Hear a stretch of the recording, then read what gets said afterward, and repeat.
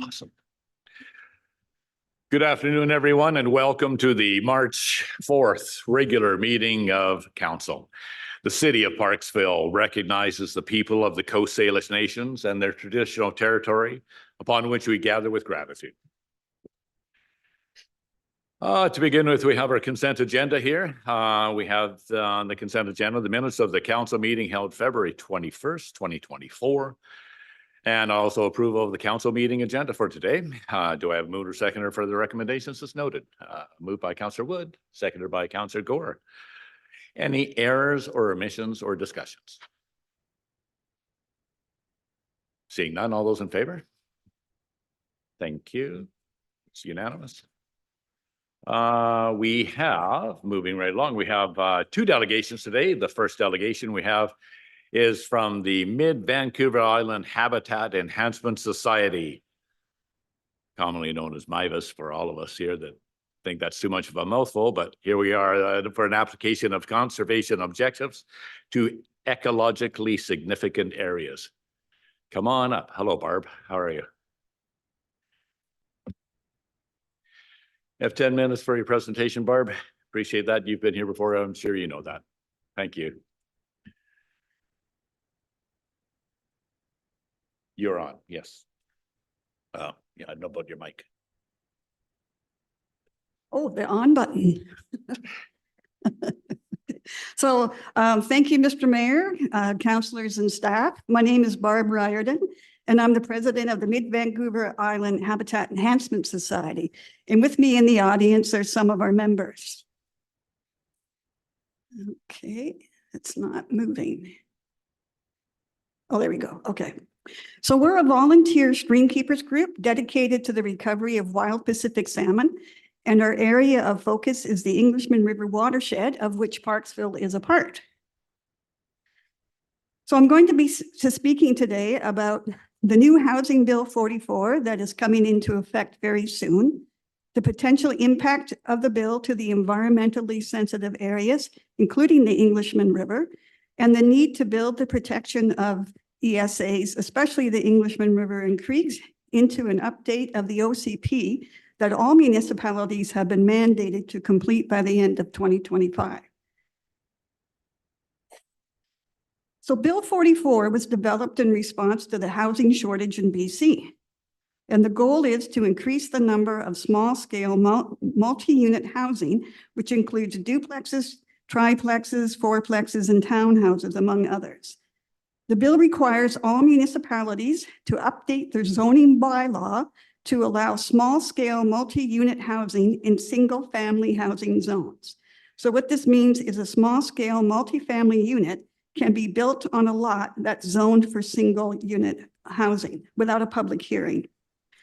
Lots adjacent to the Englishman River and creeks that are currently zoned single-family housing will be allowed to have multi-use housing or multi-unit housing unless those lots have rigorous environmental protections built into the development permit areas. On page 49 of the policy manual for multi-unit housing, the section on landscaping discourages policies that require green spaces for individual units. And this is to allow construction to maximize the housing space. So no personal green space is required for these units, which could lead to more impenetrable surface and fewer opportunities for rain gardens and swales. And this could result in a decrease in rainwater infiltration that reduces the erosional flows in creeks and rivers in the winter and contributes to stream flow in the summer. So without public hearings, the protection of environmentally sensitive areas will depend totally on the OCP and bylaws. So getting those right at the beginning is essential. So we're asking that the City of Parksville be proactive in updating the map for the environmentally sensitive areas and updating development permit areas. And I know some local stewardship groups who would be more than happy to help out with this. The first step is to update mapping of the ESAs. So here's the current map of the environmentally sensitive areas and their development permit areas. And they include coastal protection, watercourse protection, eagle and heron nesting, coastal Douglas fir ecosystems, groundwater protection, and farm protection. But there are no, that the coastal and Englishman River floodplains are not on the map of the ESAs. They are, however, on the map identifying hazard lands. So the areas that are in purple hatching on this map are the hazard lands, and you can see that the Englishman River watershed, not watershed, sorry, floodplain is included on this map. But the hazard lands protections, those development permit areas are for the protection of people and property. The only mention of the environment in the Englishman River floodplain DPA is that environmental impacts should be minimized. So we're asking that the city include the coastal and Englishman River floodplains as environmentally sensitive areas. The role of floodplains in nature is to accommodate floodwaters and take the pressure off rivers and shorelines. So imagine water shooting out of a fire hose and suddenly the hose gets a leak and the water pressure drops off. A floodplain is the leak in the hose. This prevents serious erosion and destruction of fish habitat, which is of the utmost importance to MVIHES. Oops. And so we have some ideas for protection measures for floodplain DPAs. No development would be ideal. Exempting single-family unit lots currently in the flood zone from the zoning bylaw, and that way they can't become multiple unit lots without a public hearing. Requiring that they be large lots and limit development to 25% of the lot in the area furthest away from the river or shoreline with a development covenant on the remaining 75%, and requiring environmental impact studies. For floodplains and lots adjacent to or in riparian DPAs, limit the area allowed with impenetrable surfaces, which increases stormwater. And require that the majority of rainwater is captured and infiltrated.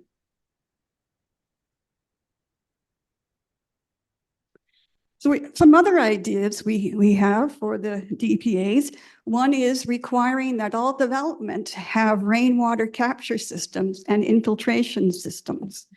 Identify and protect natural corridors between the ESAs and other natural areas. So make natural areas an environmentally sensitive area. Natural areas are crucial for conserving biodiversity. And conserving biodiversity is another government mandate that's coming down. And I'm sure the Arrowsmith naturalists would love to assist identifying natural corridors. Make developers responsible for invasive species management after clearing land. That's a big problem that we have here, that land gets cleared and it sits for 3 or 4 years and it fills in with invasive species that end up invading natural areas. So, and that can also be helped by limiting the time between land clearing and construction. And other things like improving tree and native plant protection, low impact development to protect groundwater and streams, and ecologically sensitive construction techniques. So Bill 44 is requiring that municipalities have an updated OCP by 2025 that incorporate this new zoning bylaw. So we're offering our assistance to help with that. Any questions or comments? Thank you, Barbie. Good timing. You got 2 minutes. Yeah, way to go. You must have practiced that, didn't you? Oh, yes. Good. Well, thank you. Thanks very much for your presentation, Barb. So far, your ideas and suggestions, and we appreciate you taking the time. Having obviously prior knowledge of perhaps your subject here, I'd just like to just bias the following. In response to some of your requests and goals here.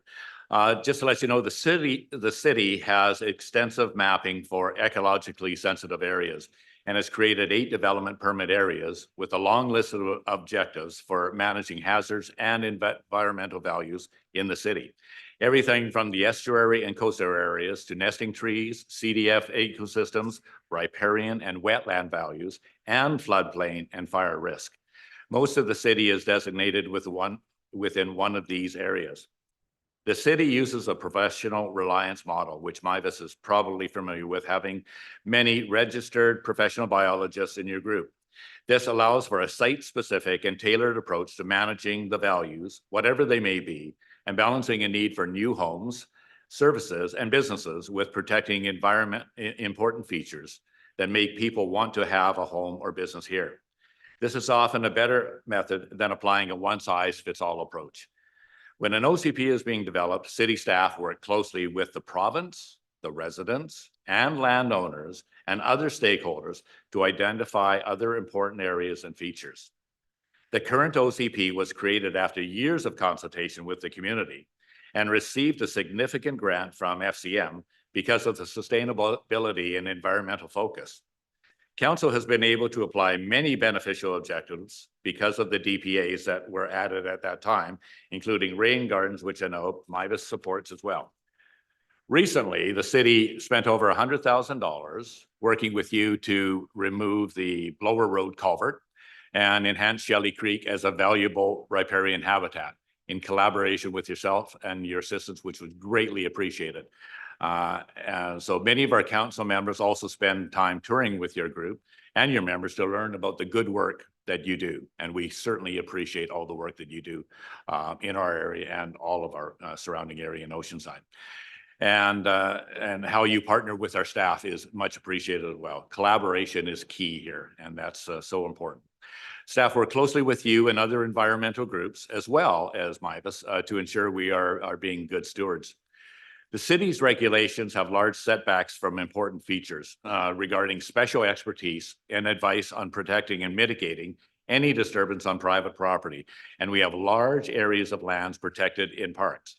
The city spent over $1 million to acquire the Parksville wetlands and has spent significant time and money to create management plan for this important area. A new bridge at Shelley Creek was recently installed, providing protection for the riparian edge and encourages people to enjoy nature and improve stewardship of our community assets. We just replaced a pedestrian bridge at Despard as well by Springwood, as you know.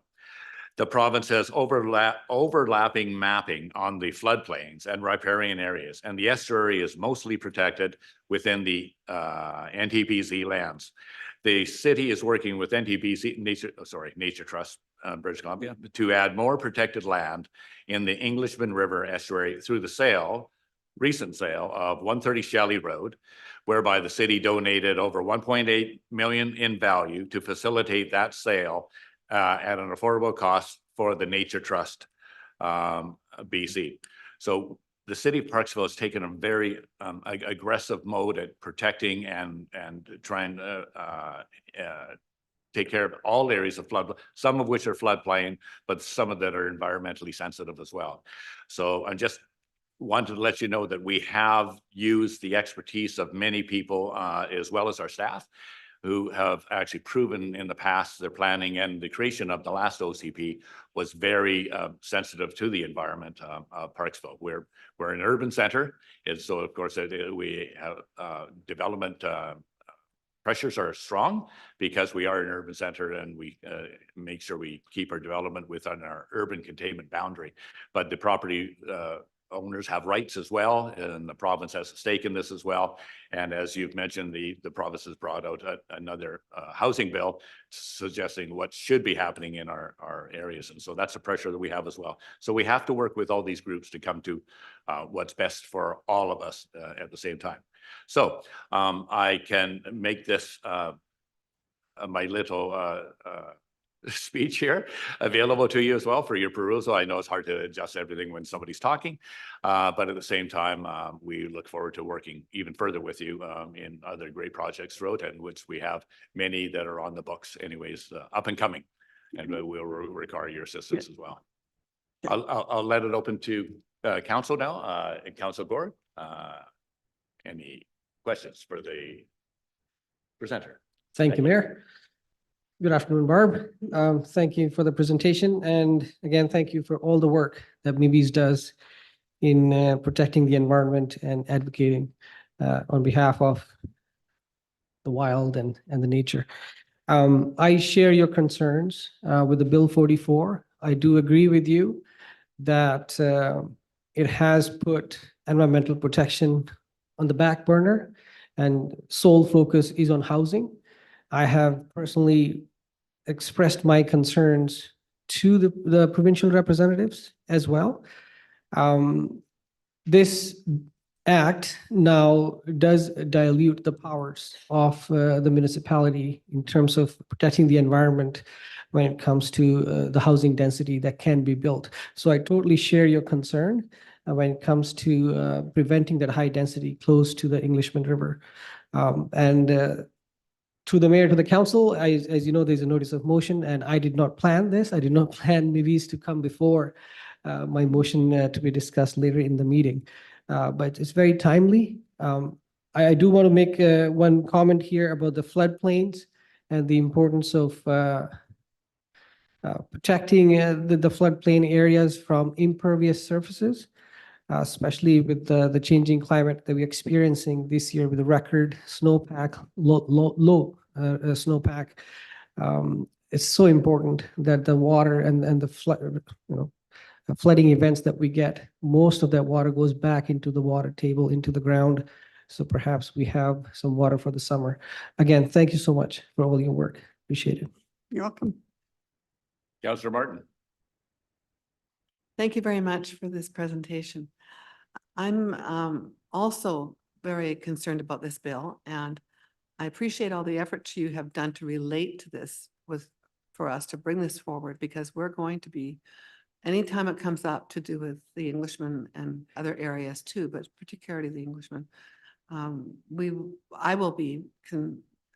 can present to the government our concern too. I mean, we're doing that already in other areas to do with this bill. So this is another area that really brings it forward, and you have information there that will help. Also, I don't know if you know, maybe you do know, that the Nature Trust has been purchasing since 1972 properties on the Englishman, and I believe they have 11. And that will be a focus, and that is also a big, backs what you're saying and what we can do. So thank you very much, and I'll be there for you when it comes. Thank you. Thank you. Councillor Grants. Thank you, Mr. Mayor, through you to our delegation. Thank you, Barb. Good to see you again today. Appreciate you bringing this forward on Bill 44. As my colleagues have mentioned, we have concerns around not just this piece of legislation, but other pieces that have come down from the provincial government that have a big implications and big impact on our local community and how we're trying to manage land use decision-making within our jurisdiction.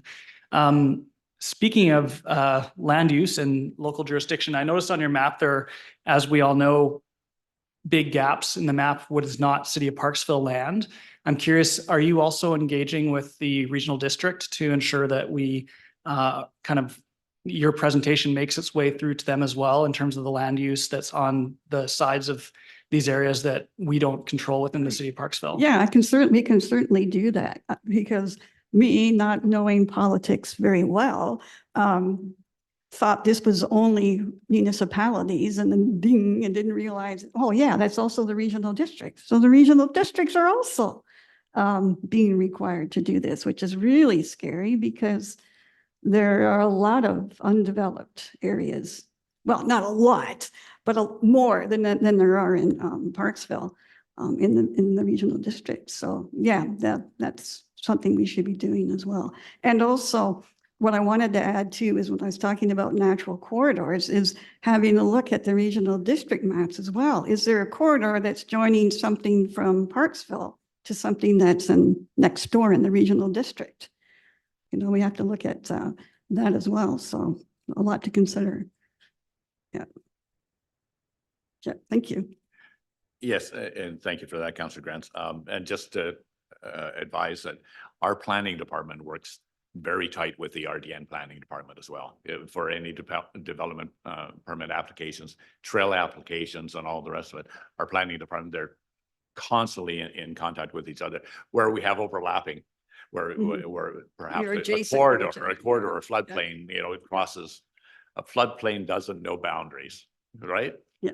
So whether it's in the RDN or whether it's within the city of Parksville, we coordinate with the people on the adjoining borders with us all the time to and they do as well with us because their development or non-development impacts the city of Parksville as well. So they're work very tightly together. The amount of correspondence that we receive as information is phenomenal on the amount of collaboration that they do. So they are very much aware of that anyways, these overlapping areas. Yes, Councillor Beal. Thank you, Mr. Mayor, and through to the delegation. Thank you very much, Barb. I really appreciate your presentation.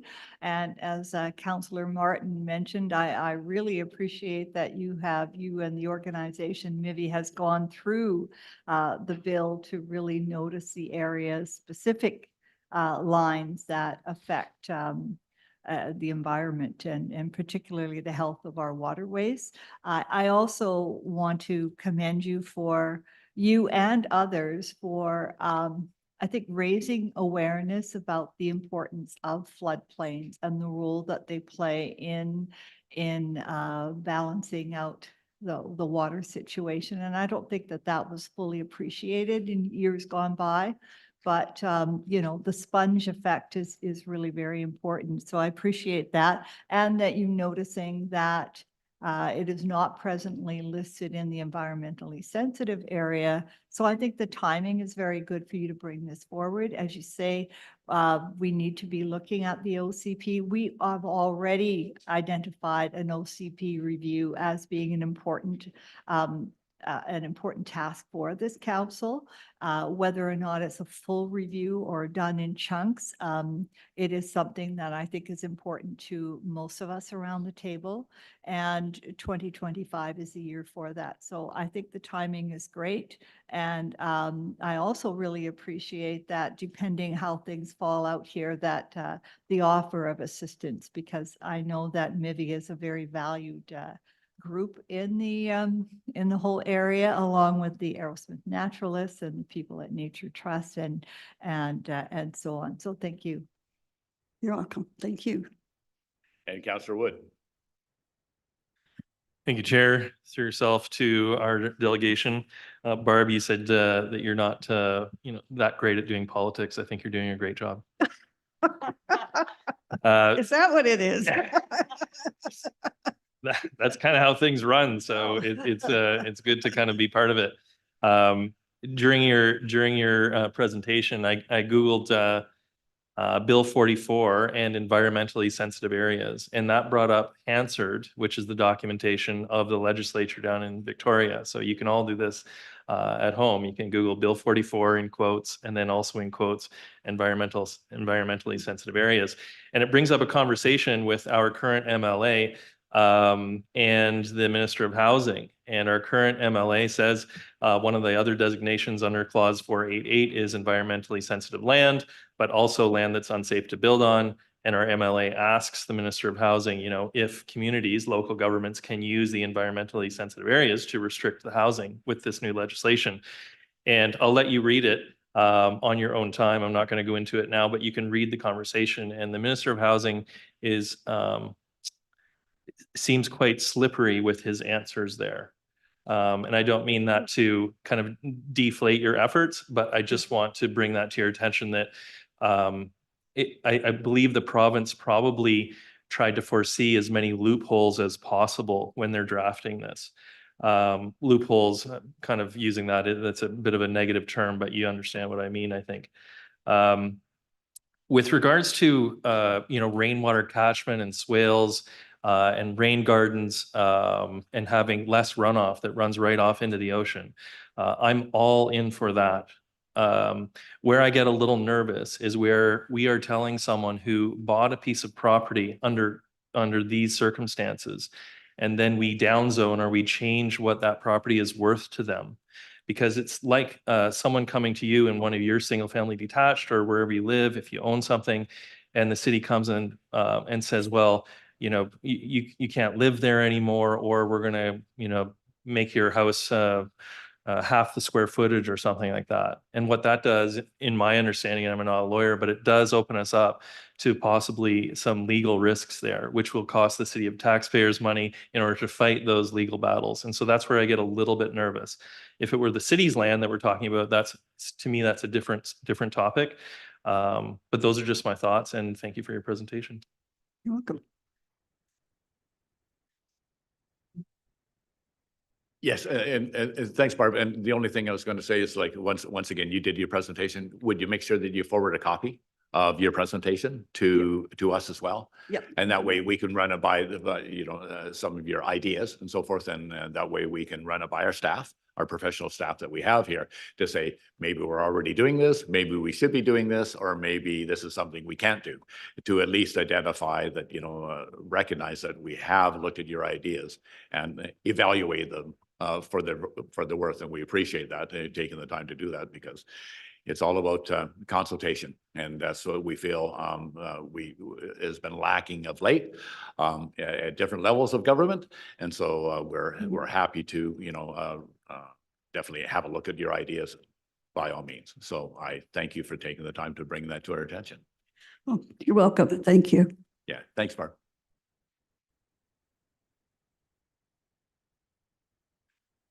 Today we have our next delegation is from the Mount Arrowsmith Brewing Company regarding a change of liquor service at 109-425 Stanford Avenue East. A presentation from Mr. Hill. Yes. To provide context for the application for the liquor license, our extension at Mount Arrowsmith Brewing. Thank you for joining us today. If you have 10 minutes like the other delegations, and so welcome. Okay, thank you very much for having me. Hello, Mr. Mayor and members of council. Thanks for having me. My name is Matt Hill. I'm the owner of Mount Arrowsmith Brewing here in town. I'm just here to provide some context, I guess, today for our application to the LCRB to extend our licensed service hours at the brewery. So we've been open now for 7 years in the community. We've been lucky enough to see consistent growth over that time.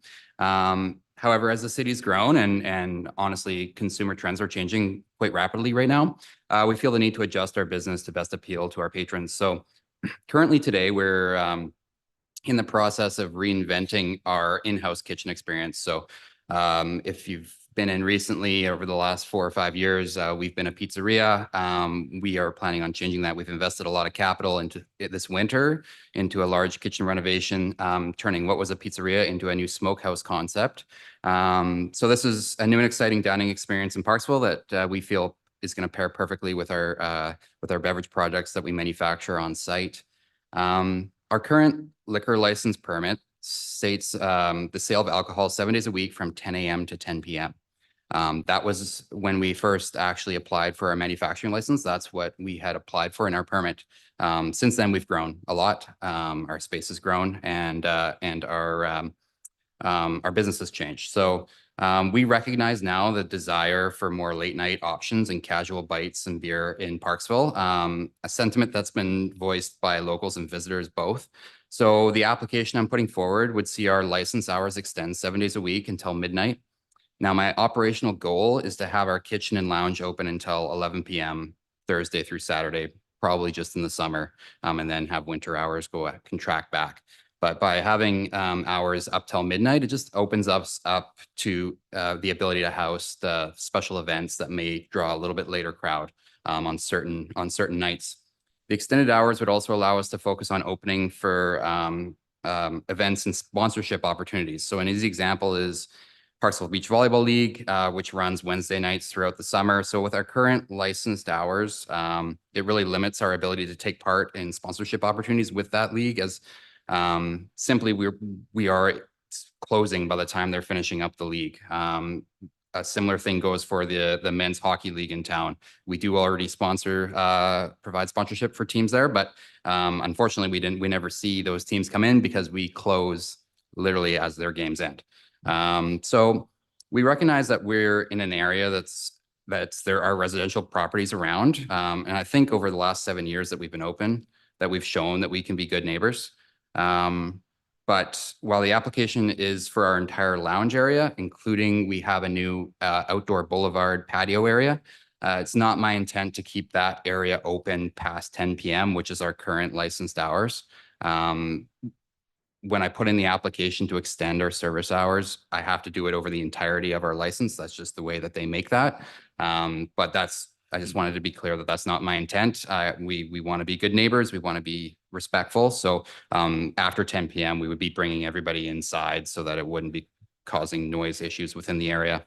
And I also just wanted to mention that I think it's noteworthy that if we were a food primary license with just a liquor license under our food primary license, we wouldn't be required to actually bring this to you guys. So you can actually, with a food primary license and a liquor license, you can operate up till midnight anyway without having to bring it to city council and go through these loops. So it seems like this is just specific to a manufacturing license that we currently operate under. So I just wanted to bring that to your attention because I know we are in a sensitive area where we operate, but I just want to assure you all that we are trying to be respectful neighbors and we will continue to do so. That's all I have. Thanks, Matt. Well into time. Yeah. Number one, I'd like to congratulate you on your many award-winning libations that you're producing out of Mount Thank you. Arrowsmith Brewery. Yeah. Very appreciative that you bring a notoriety to the city of Parksville and for the craft brewing, and so well done.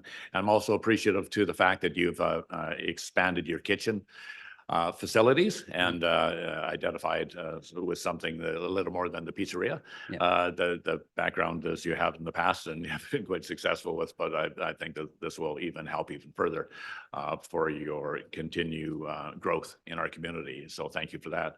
And I'm going to open the floor to councillors. Any questions for Mr. Hill while he's here today? Councillor Martin. Thank you, Mr. Mayor. Hi, Matt. I've been to your place a few times, but wanted to mention to you, I've had really raving reports from out of town people that have been there. Great. They're just thrilled that something like this is in little old Parksville. They can't believe it. Yeah. And I think you've done a great job. So that's all I wanted to pay attention to you. Yes, I think it's very good. Thank you. Thank you very much. Thanks, Councillor Martin. Councillor Grants. Thank you, Mr. Mayor. Through you to our delegation. Thank you very much for coming today. Great to see you again, Matt. I do want to echo some of the positive things said about your organization, but I want to add to that you also contribute in other ways by participating in the Parksville Qualicum Beach Tourism Association, and so very much appreciate your engagement on making the whole community a better place for all of us as a tourist destination. So thanks for your work on that. In terms of the application you're bringing, could you maybe speak a little bit to what you're doing so far or planning to do in terms of engagement with the community in the local neighborhood? Yeah, so after this is presented, I guess we go to you guys, and the next process we'd obviously put some signage out front of our property that would encourage local input from the surrounding community. From our standpoint, I mean, I've already mentioned it at the Parksville Qualicum Beach Tourism meeting that there's many businesses, and actually Blaine Seapost as well would provide support for us to expand our hours as it's a sentiment heard within the tourism community that there isn't a lot of after-hour late night options for people that are visiting our community, which I think is important. So I think they would show their support. We'll also be canvassing all of our patrons as they come in and encouraging them to provide their own support, whether positive or maybe that might be negative, but we'll see. And they will all be providing that to council. Thanks. You good? Councillor Beal. Thank you, Mr. Mayor, and nice to have you here, Matt. And nice to hear that things are going well. I've certainly enjoyed the times that I've stopped in there. I also wanted to say that I really appreciate your acknowledgement of the fact that there are residential areas, residential area across the street and also just up the road there. And that the intent is not to be open fully late, as it were, Mhm. year round, and that also would not include the outdoor seating area. So that's helpful information, I think, to get a bigger picture of what the plan is. Now, I understand that you're changing up the kitchen experience, as you put it. Are you also expanding physically in terms of the overall building area, or is that your hope over time? If you could speak to that. Sure, yeah. I mean, I think it's been my hope in the last 5 years that we'd have more ability to expand our floor space there. Whether that an opportunity opens in the next few years, I'm hopeful that it will. That is my long-term goal, but for right now, there is no immediate plans to expand our floor space. Go ahead, Councillor Beal. Thank you. And just to clarify and refresh my memory as to, the whole process, when you, if you are approved to go ahead and expand hours beyond our decision at the council level, does it also need to go through to the province at some level? That's correct. Yeah. So this is all through the province. So basically you can provide, it's up to the municipalities whether they want to provide feedback and consultation on this, which in my history with Parksville, you've always done that through any of our license applications. And then that once that's completed, it's gone back to the province, and they will look at it again. And should they have any concerns, they would bring that up at that point as well. But I think at this point, they are relying on the city to provide their comment as kind of the end all. Go ahead.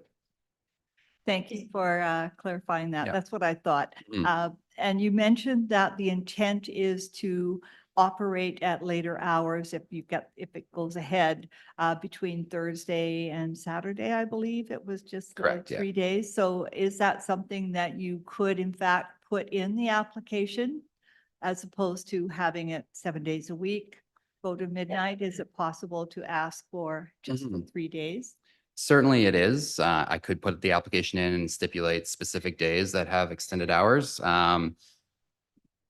What I found in the past is by doing that, I'm kind of handcuffing myself. I'm just more expressing that that is my intent, but I also like the ability, like I said, in certain scenarios, and you have long weekends, you have specific days, St. Patrick's Day, or whatever it might be, special events that come up that you really want to have the ability to stay open a little bit later. That's more what I'm targeting by the extended hours, 7 days a week. Thank you. Councillor Wood. Thank you, Chair. Through yourself to Matt. I always find it encouraging when a business wants to expand. I think it's a little bit of a treacherous position when businesses want to retract. So I encourage you, thank you for bringing the presentation to us, and thank you for attempting to expand. I think in my mind, the only reservations I have is with regards to a negative impact around the in the community surrounding your business, which I don't believe there's a history there. And once there's more engagement with the community around, we'll hear if there's any concerns there. And I also think that the Boss Pilsner could be more permanent on your menu. I appreciate that. Thank you. Thank you very much. Thank you, Council. Thanks very much for your presentation, Matt. I Thank you. appreciate it. So you wouldn't know what the process is, and so we'll be doing what we have to do before we get to your engagement process. Thank you. Thanks, Matt.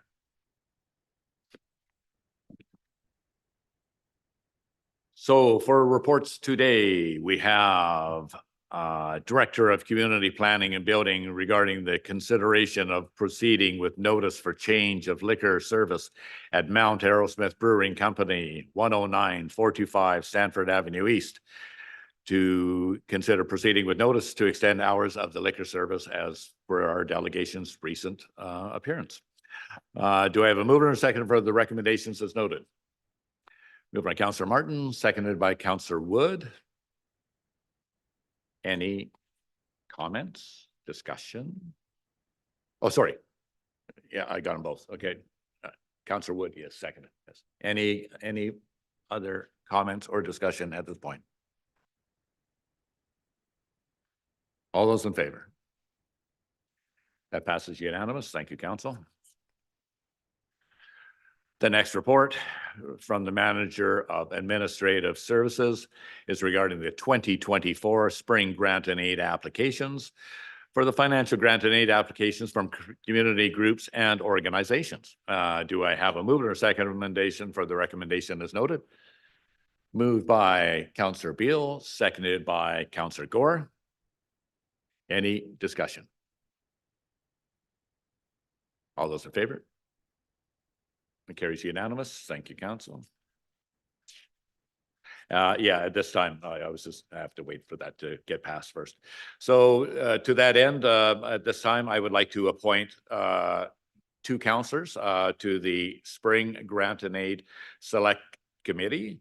Those councillors would be Councillor Grenz and Councillor Martin at this time to proceed to that selection process. So thank you so much. Bylaws for final adoption. We have the 5-year financial plan bylaw 2024 to 2028, number 1590. Do I have a mover or seconder for the recommendation as noted? Moved by Councillor Wood, seconded by Councillor Martin. Any errors or omissions? Comments, discussion? Councillor Grenz. Thank you, Mr. Mayor. Through to council. Just like to take another opportunity to thank staff for all their diligent work on the financial plan and walking us through all the various steps that are involved in the process. And thank council for thoughtful approach to the financial plan this year. I'm feeling happy about where we've been able to land in terms of being able to provide the services our community needs at a tax rate that is, I think, within reason of what we can expect to have to pay for these sorts of services to be delivered in an efficient manner. And thank you for staff for doing that year in, year out. And Councillor Wood. Thank you, Councillor Grenz. Thank you, Mayor. I just want to make a note that Councillor Gren stole every word that I was going to say. Thank you. So noted. I would just like to say as well that this was an arduous process, this financial plan. And this council had great discussions and the staff provided amazing information. And some tough decisions were made, very tough decisions that had to be made to keep things in balance, to the services that are absolutely essential to be covered, and also providing for the future, containing reserve allocations anyways for what's coming down the pike. So I can say that this plan that is being processed today is the city of Parksville is well served by this plan. I'm very proud of it, and thank you, council, for your input and staying the course and making sure that we get what's best for people. So thank you to everybody involved in the process and staff as well. Any further comments? All those in favor? That passes unanimous. Thank you. We have one motion from the previous meeting. We have Councillor Gaur for the OCP amendment for areas adjacent to Englishman River, whereby the notice of motion was provided at the February 5th regular meeting as noted. Do I have a mover for the motion? Would be moved by Councillor Gaur, seconded by Councillor Grenz. Okay, thank you so much. I would like to call upon our CAO to provide background as to the implications of the possibilities of this this notice of motion. If I can ask for CAO Kaylor. It's the background is in the information here. No, the recommendation is here. It's in the agenda. We need a report from the CAO, and you'll have an opportunity. Yes. Thank you. Through the mayor, I'm just going to actually go over some of the items that I told Councillor Gaur that I would share with council. Right. And so we do have a policy, obviously, of making sure all councillors have the same information. Right. So this is an email that I shared with Councillor Gaur after we met with the planning director and myself about the motion. So one of the things that staff is requesting is that if this motion passes, we would need some priority from council, which I believe Councillor Gaur will be discussing. And as we've just adopted our financial plan and work plan for the year, we need to know where this fits into the plan. The capacity for the planning staff is maxed out by the provincial requirements at the moment. And so we need some direction from council on how this would be achieved if it were to stay as a 2024 priority. And so when we met with Councillor Gaur, we discussed whether there was an option to consider a different year. And at this time, I believe Councillor Gaur wants to discuss it for this year. So we believe that it would be about 12 to 18 months for staff to get through the provincial requirements that are mandated, and we do not have flexibility on the timelines for those. And so there are a few options that whether council approves additional staff or consulting, that still does put capacity strain on us because I don't know that we'll be able to hire an appropriately qualified person.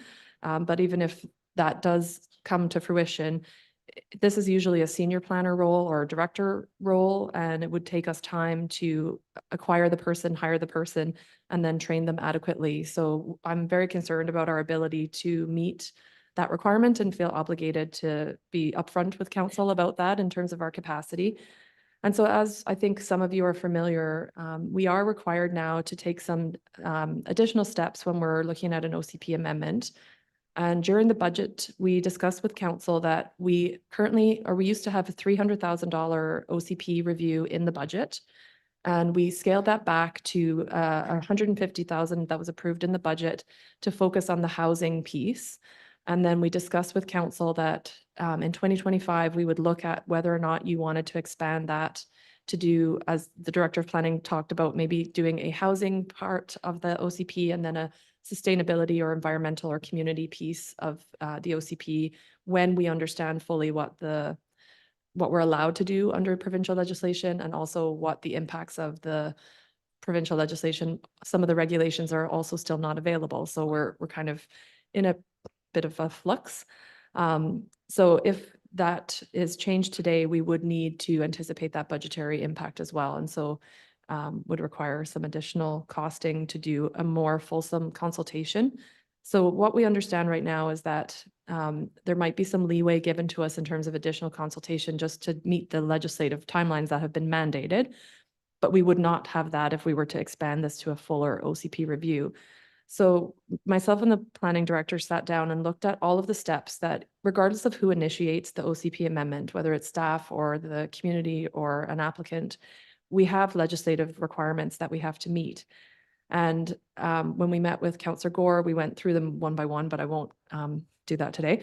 But basically, it's a minimum of about 350 hours to about 600 hours of staff time, just given the fact that we require people to do an open house. So we should really do the same. And then there's just various steps that are legislated in terms of consulting with agencies, the provincial government, First Nations, and then, of course, the bylaws themselves and writing all of the reports that need to go to council. So it is a significant impact on our small department. And then also, I think I just wanted to make sure council understands that when the OCP is changed, a couple of things still need to be considered. People still have a right to apply to amend that OCP or amend their zoning. So don't want false expectations that stops that from happening. And that this OCP amendment would not automatically change zoning for landowners. So that was just to make sure people don't, again, have a misunderstanding of that. And I think that's pretty much it in terms of what we shared with Councillor Gaur, and I told him I would have to share with you also. Thank you for the background. CEO Kaler, I'll open it to Councillor Gaur now. Thank you, Mayor. And just for record, I'll read the recommendation, if I may, that as a priority item for 2024, council direct planning staff to prepare a city-initiated official community plan bylaw amendment to enact a low-density development land use designation with a 4-hectare minimum parcel size for properties that contain a riparian and coastal floodplain area. Yes, thank you, CAO, for the background. I do understand the staff capacity, and I think when I brought this notice of motion in the previous meeting, I did allude to that perhaps staff capacity will be an issue. However, I want to go back to the background of why I'm proposing this. So this proposal is, I think, as we saw from the MVIHES presentation, that if you look at our waterways and specifically if you look at the Englishman River, there are parts of plots of land that belong to the city within the city limits. And by default, they fall under the urban containment boundary, meaning we can put higher density there. However, on the other side of the bank is the RDN, and it's a low density, low impact area development. Again, as the mayor alluded previously, that the nature does not know boundaries or the wildlife, we were talking about the wildlife corridors, continuity, this is impacted. So in my opinion, the reason I brought this OCP amendment is to have that continuity, the uniformity of land use along our waterways, which is very important for the integrity of the river, of the natural systems, and the wildlife corridor. So the current practice of land use, what we've seen is Parksville has slowly annexed little pieces of land along the river, which were on RDN, and in the OCP designation, and over time has changed to a higher density use. So I do want to bring to attention the council's this current council to an RDN resolution from January 2023, which I think the mayor and Councillor Wood were voted in favor of. And the motion, I'll read the three parts: that a report be provided on amending the regional growth strategy to incorporate waterways and wetland protection to maintain and improve the ecological health of regionally significant river catchments in the region, and that regional growth strategy targets be established regarding maintaining and improving the ecological health of waterways, wetlands, and watersheds. And further, that the urban containment boundaries of the RGS be reviewed to incorporate floodplain mapping and the conservation and preservation of waterways, wetlands, and watersheds as part of the urban containment goals. So in my opinion, I am trying to continue the work that the RDN was trying to do with that motion, that we are on board. We want to work with the RDN, that lands that now fall within the city of Parksville limits along these ecologically sensitive areas will be low impact, low density.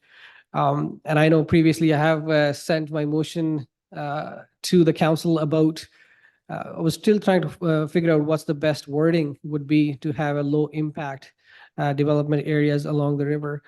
So after consultation with staff, this is the wording we came up with a 4-hectare parcel size.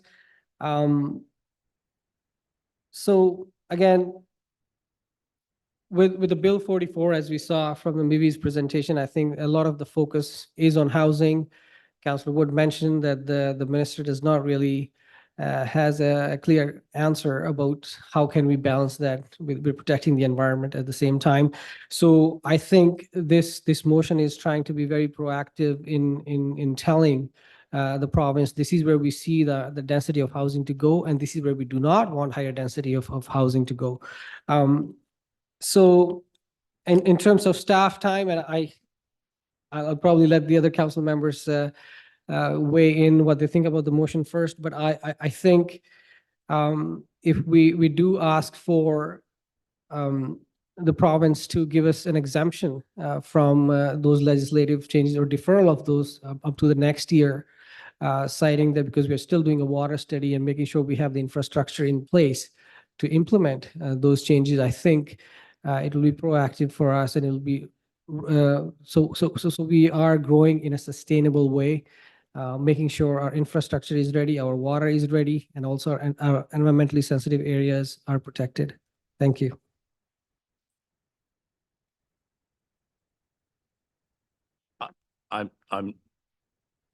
I'll go with it. Councillor Wood, did you have your hand up? So I'll go first, and I'll come back with a. So as not to steal maybe your words, like you, somebody else did. Thank you, Chair. Through yourself to Councillor Gaur. The previous motion read differently than this. The previous motion said a low impact development zone, and I looked that up, and it seemed to be more rainwater catchment and swales and rain gardens and kind of stormwater management. This seems to be going in slightly a different direction, but I think my comments are still the same as the MVIHES presentation. While I'm all in on stormwater management and keeping those properties from just the water running off into the rivers and protecting the river, of course, which the Englishman River is one of the most endangered rivers in BC.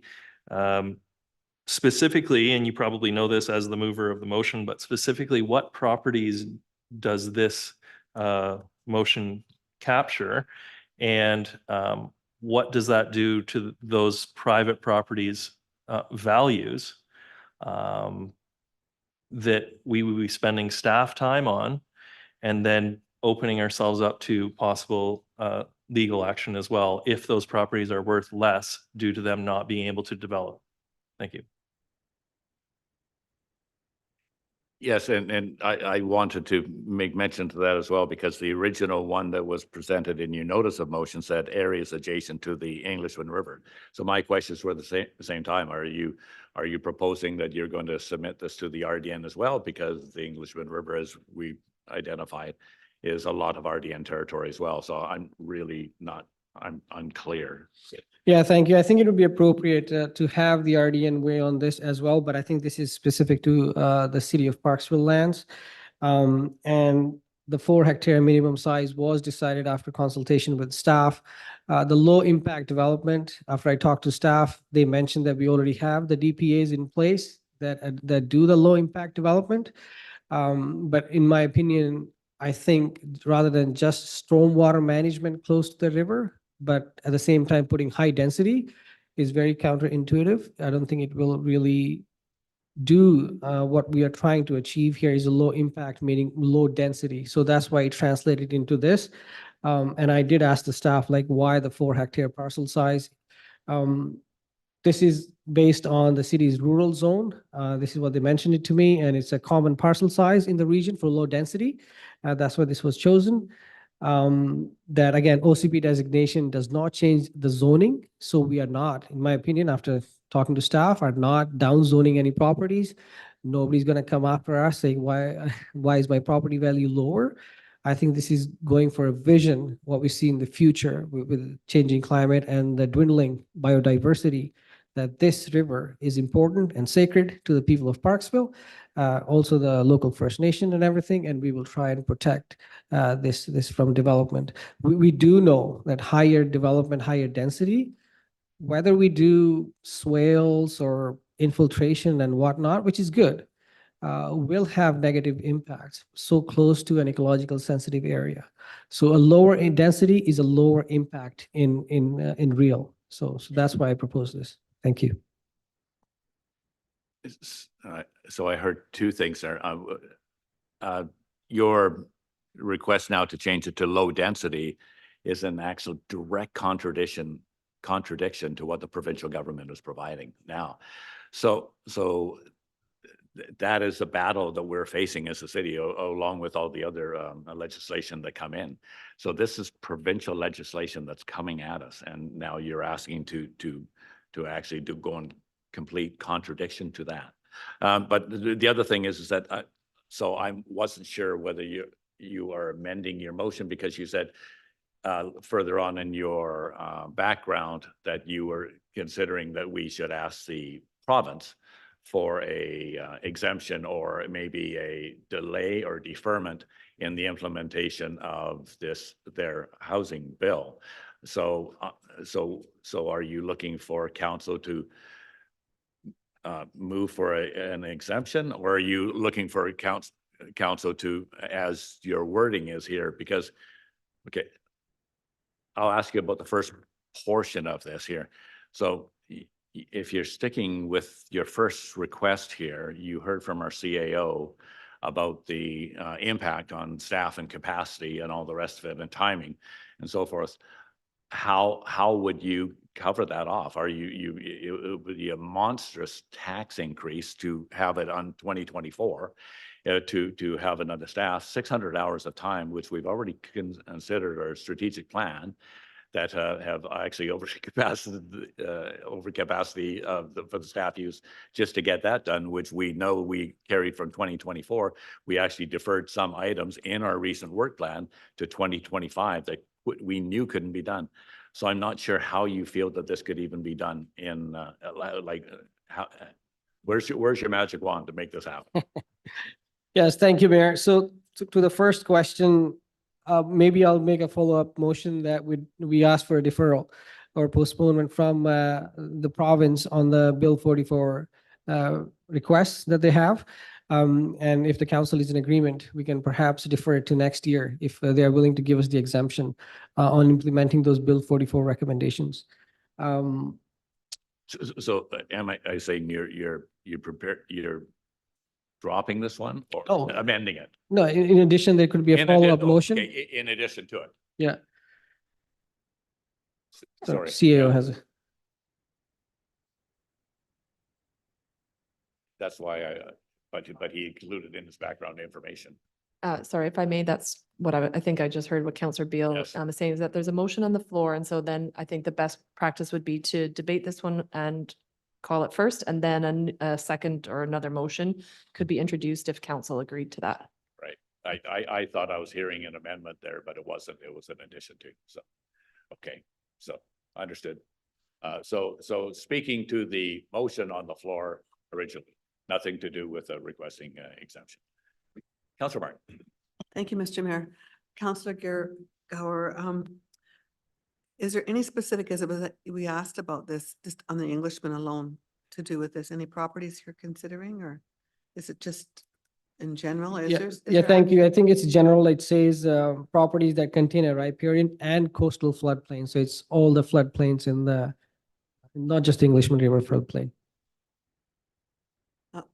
I have another question too. Thank you. Go Did ahead. you consider some of the funds that we got for the growing community funds as something that this could be qualified? I mean, I don't know if it would, but to cover the cost of this? Just an idea. Thank you. Had you done that, Councillor Gaur? Yeah, thank you. And yeah, I was hoping some of the monies from that or the monies that we got up for planning, I guess close to $200,000 from the province to implement the OCP changes. If that could be used towards it. I just want to look at all the options. Go ahead, Um, CAO. Thank you. Taylor. Through the mayor. So the 213,000 is already allocated. So that was allocated in part to the housing part of the OCP plan that we have to do, and also to the DCC project. So we allocated 100,000 each to both of those. And that was just approved in the recent plan, with 50,000 each also coming from taxpayers. So I have a question for CEO. Go ahead. Thank you. So if I were to make an amendment to this motion to ask for the exemption from the province, would that be in order? Yeah. Thank you, through the mayor. So you do have an option to make amendments, but I'd say that's, in my opinion, that would be a fairly new and different, like usually an amendment is somewhat related. So my recommendation would be that this item be discussed first. And then if you wished as a council, another motion to that effect about asking for a deferral would probably be cleaner, just because they're not, I don't see that really being related to the current motion, but that's just my opinion. Councillor Beal. Thank you, Mr. Mayor. And I think this is a great topic for discussion. And I do think, again, someone else mentioned this, that it was good timing having the presentation from MVIHES earlier as well. And I want to pick up on that. The suggestion, well, I'll back up a little bit. It seems to me that, in my opinion, in my experience, doing something like a bylaw amendment of the official community plan will be somewhat lengthy in time to do this. And we do have official community plan review as something that we intend to do in the coming year. So I think that, in my opinion, the best time for looking at this topic, along with other topics that are related to environmentally sensitive areas, and that larger view of the community and what we need to do and where we need to go, that this should all be considered in the coming year. And personally, I think that looking at it for 2024 is just too rushed. I just don't think it's doable. And in the meantime, before coming here today, I did review the OCP to some degree and looked at our DPA, that's a development permit areas. And so my understanding again is that if anything is coming forward, regardless of the legislation that's coming in, that there is opportunity for us to really look at how things could be done, and that we would have some control and some input as to what takes place. So I don't think anything will be done quickly, including if someone wants to be building something, that's also not going to be done quickly. So I think there's time for us to look at this in the year ahead for 2025. So I will not be supporting this as it reads, although I absolutely want to see us look at the health of the river and to protect everything that we can for the fish, for healthy fish habitat and the riparian zones. Councillor Grant. Thank you, Mr. Mayor, and through you to council. I agree, this is an important topic to discuss, Councillor Beal. The Englishman River is clearly a very important river for salmon and many other reasons, environmental reasons, including biodiversity along that corridor. There are many players that are involved in this, the management of the river, not the least of which is a private landowner upstream from the river that controls much of what happens down once it reaches Parksville. And then also, as I mentioned earlier, and we discussed with MVIHES, it's a regional district as well, which has a considerable impact on that side. So whatever we can do, I think is important to protect this river and ensure that, because, I mean, just reading a recent study about challenges around salmon spawning in that river due to the temperatures of the river increasing. And so there are a number of factors that contribute to that, not least of which is climate change, but also the things I mentioned. So what we can do is, I appreciate the effort to try to do something about the challenge here, but at this table, our job is to prioritize things, and because there's only so much we can do in so much time. And unfortunately, this is another example we saw with the MVIHES presentation of where the provincial government's priorities are now becoming our priorities, which is a shame because when people vote for us to be on this council, they vote with the expectation that we're going to be able to deliver on the priorities that we spoke to when we ran for this office, and also what we spoke to in our strategic plan. So we've been dealing this with the Bill 35, Bill 44, a number of other bills related to areas that are not also within our jurisdiction, that are not within our jurisdiction, whereas Bill 44 and 35 are within our jurisdiction. We've been dealing with matters that are put on us by the province that are not in our jurisdiction. So all this takes bandwidth from our priorities at this council. So what do we do? I'm very much in favor of where we seem to be moving towards, which is sending a letter to perhaps the Ministry of Environment and Climate Change Strategy, mentioning our concerns about Bill 44 and how this affects what we're doing. So if what we're trying to do in terms of protecting, and on the priorities front, we decided in our strategic plan to move from the water study to the OCP, because the OCP would be informed by the water study. And when we get to the OCP, I think the water study will inform much of what we're talking about here with regard to the Englishman River. And we'll also, so we'll have some more information around that to bring to the OCP conversation. And I think this piece as well is something that we can bring to the conversation, because at the end of the day, as has been pointed out now, I don't know that whatever we do, if we were to do this, whether it would actually be any different outcome than if we do it during the OCP. Because the zoning is in place. There are people who right now could do what the zoning allows without any having to go through council, having to get any kind of approvals, they would be able to do that unless we were to change the zoning, which is not what this motion is asking for. So those are some of my random thoughts. Yeah, and further to Councillor Grenz's comments, I think the city of Parksville has proven for probably the last 20 years about the extensive treatment or study and analysis we do of environmentally sensitive areas. And I believe actually our DPAs are running through our planning department are put through a very stringent process of environmental studies to ensure that even on floodplain, where floodplain, it's allowed, buildings are allowed to be built on floodplains. It's probably not recommended, but they are. If it wasn't, we wouldn't have Sanparal, we wouldn't have Delta, we wouldn't have Richmond that are entirely on floodplains.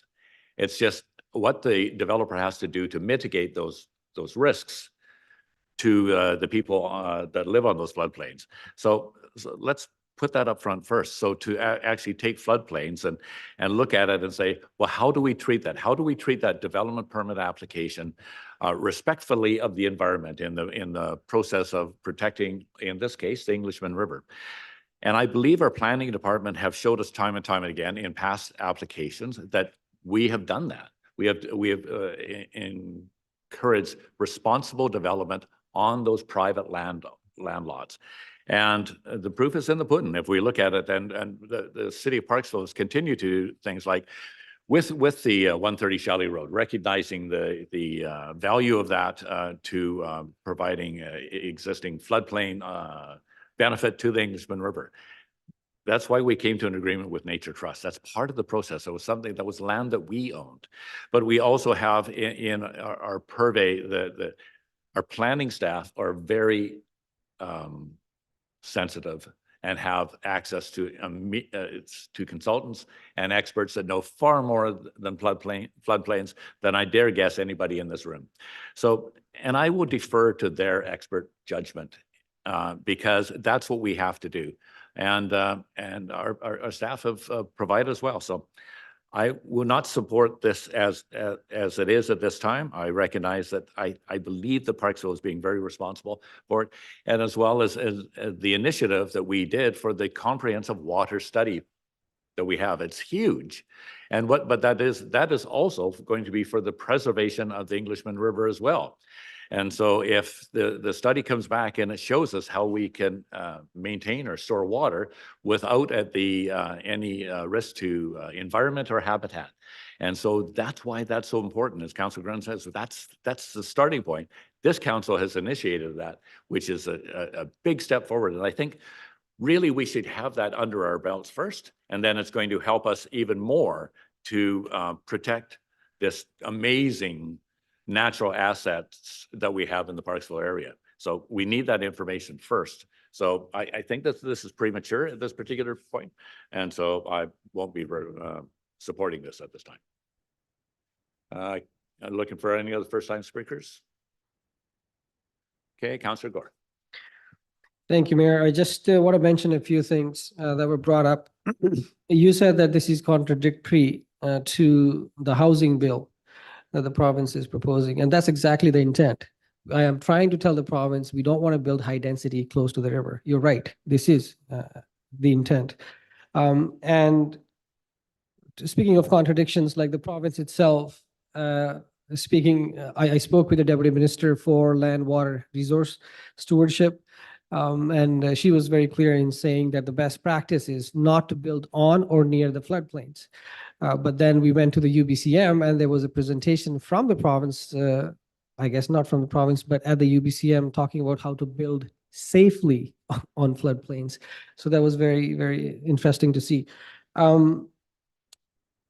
I think with the water study that the councillor mentioned and yourself talked about, my understanding that is that it's a multi-year study.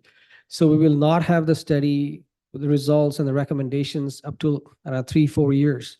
And after that, OCP will take further forward. So we are looking at over like past 2030 to have something happen in terms of land use or the OCP changes.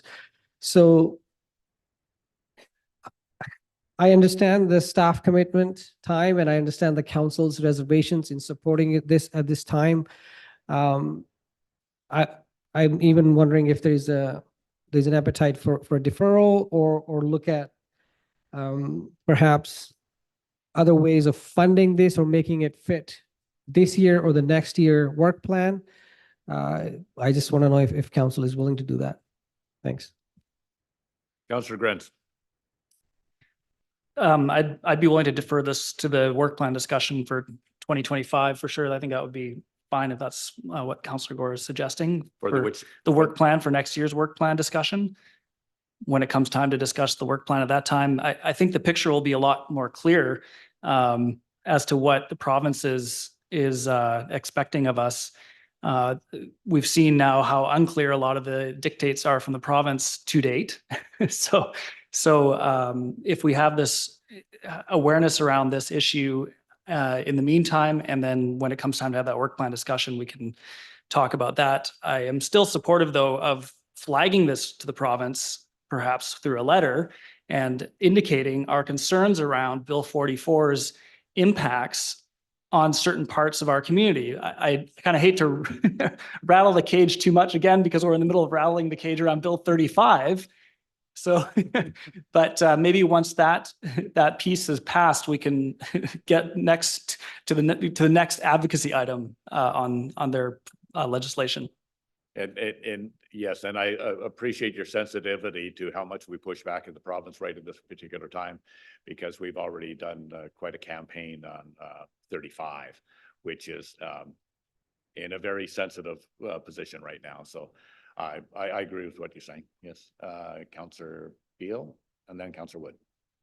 Thank you, Mr. Mayor. And I also agree with much of what Councillor Gren said, including the thought of considering something like this for the work plan, but also that it doesn't seem like it's exactly the right moment to be pushing back, and yet we need to send something down the line. But I do have a question for our CAO, if that's possible. And my question is, sorry, yes, I know you're in the hot seat today. Because I'm actually wondering if something is to come to be considered on the work plan, do we absolutely need a resolution for something like that? I mean, my thought is that no, that we could vote on this motion as it is. And if something comes up for consideration down the line, there's plenty of time for us to do that. But if I could get some clarification from our CAO, thank you. Go ahead, Sarah. Yeah. Thank you. Through the mayor. So we did actually have that discussion in the budget meeting. So when we scaled back the OCP review, given the new and unexpected provincial changes, we talked about looking at the OCP again next year. So I think there's already been that intent from council. We don't require a motion. Anyone can bring that forward during their budget, during your budget meetings. I think sometimes the benefit of the deferral is just so that other people know that you're going to bring it back up. So it's really up to council. There's no harm either way. It's not required, but if you wanted to do it, it doesn't create any negative impact, in my opinion. So. Councillor Wood. Thank you, Mayor. I would feel much more comfortable instead of this going to a vote to defer it, which means it's on our radar. Particularly since we just voted on the final adoption of our financial plan. And this does impact the financial plan. It does impact staffing, which we've all kind of agreed on already. We all have agreed on it already. So, how would we pay for it? Where would we find the staff time? So instead of us looking at what we've already agreed to, if we deferred it, and unless there's some urgency, and I know that climate is changing faster than most of us would like, I feel like a deferral it would be would probably pay the respect that that something like this needs better than just go straight to a vote. Thank you.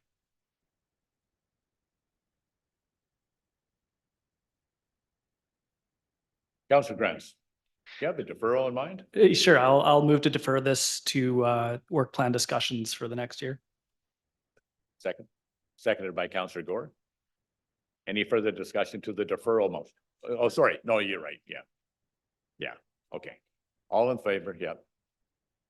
That's good.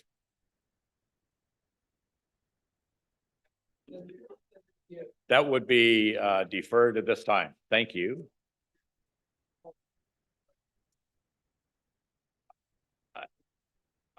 I think that would be at a separate time to write up that letter. Yeah, why don't you discuss that with Councillor Grenz after the meeting? Any notices of motion for the next meeting? No. Liaison reports, now move it to liaison reports. I would ask Councillor Beal if you could provide a liaison report regarding the Oceanside Community Arts Council. Thank you very much. And I think the events and the energy at through the Oceanside Community Arts Council are one of the celebrations that we can enjoy with our city. They're working on their strategic plan. I'd also like to mention they have over 440 members, and at least 80% or more are from the city of Parksville. And it is such a happening place. There are art exhibits, as one might expect, in the art center, but also art classes, including jewelry, visual arts, technology workshops, musical events. I stopped by the other day. There was ukulele, there was a First Nations exhibit, 2 other art exhibits, and an art class going on, and that's inside the building. Outside the building, there's the art garden, which is an experimental garden and educational garden. And if people haven't had a chance to stop by and see that, it's really a lovely spot to visit. Also, the box office, which is selling tickets for events down in the park at the theater, and that was very busy, and storytelling and more. So it was quite a whirlwind just stopping in for about 15 minutes. There was so much going on. So I'll leave it at that unless anyone has any questions. Thank you, Councillor Beal. And I'll just add a little bit to that, that the box office opened up March 1st for the events happening at the Performing Arts Theatre out in the park. There's it's been announced that Troopers coming to Parksville. March 1st, the tickets went on sale. So if you want to get them, you better get them quick. And but there's also many other events that have been organized through the Beach Fest organization and so forth, that many other concerts in that park. So those tickets are available through the OCAC, and I understand that you can get them online or in person. I'll just add that the day I did stop by was the very first day that tickets went on sale for Trooper. And I was there at the end of the day, and they had already sold 1,000 tickets. Thank you. Thank you for that. Trooper is still popular after all this time. Hey, we're here for a good time. And a long time. Thank you very much for the musical trivia. And I would like to ask for a mover and a seconder for adjournment at this time, please. Moved by Councillor Wood, seconded by Councillor Martin. All those in favor? Carries unanimous. Thank you, everyone.